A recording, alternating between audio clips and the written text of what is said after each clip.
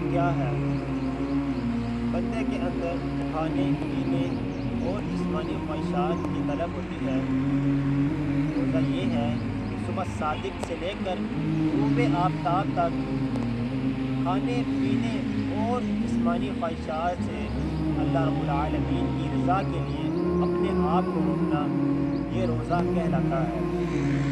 روزہ ایک قدیم عبادت ہے جو پچھلے انبیاء کرام علیہ الصلوۃ والسلام بھی اس کو ادا کرتے رہے، اور اللہ رب العالمین قرآن کریم فرقان حمید میں کچھ یوں ارشاد فرماتا ہے: یا ایھا الذین آمنوا کتب علیکم الصیام کما کتب علی الذین من قبلکم لعلکم تتقون۔ اے ایمان والو، تم پر بھی روزے فرض کیے گئے جس طرح پچھلی امتوں پر روزے فرض کیے گئے، تم بھی روزے رکھو تاکہ تم پرہیزگاری تک پہنچ سکو۔ روزہ رمضان المبارک میں فرض ہوا اور اس کی فرضیت کا حکم 10 شوال المعظم 2 ہجری کو ہوا۔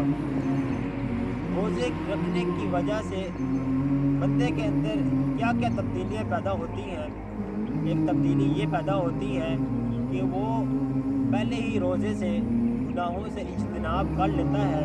جب وہ روزہ رکھ لیتا ہے تو وہ کھانے پینے سے رک جاتا ہے کہ یہ سوچتے ہوئے کہ اللہ رب العالمین مجھے دیکھ رہا ہے۔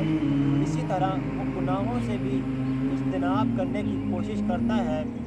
ہمیں چاہیے کہ جس طرح ماہ رمضان المبارک کے اندر کھانے پینے اور گناہوں سے اجتناب کرتے ہیں، ہمیں آئندہ سال بھی گناہوں سے اجتناب کرنا چاہیے کہ ہمیں اللہ رب العالمین ہمیں دیکھ رہا ہے۔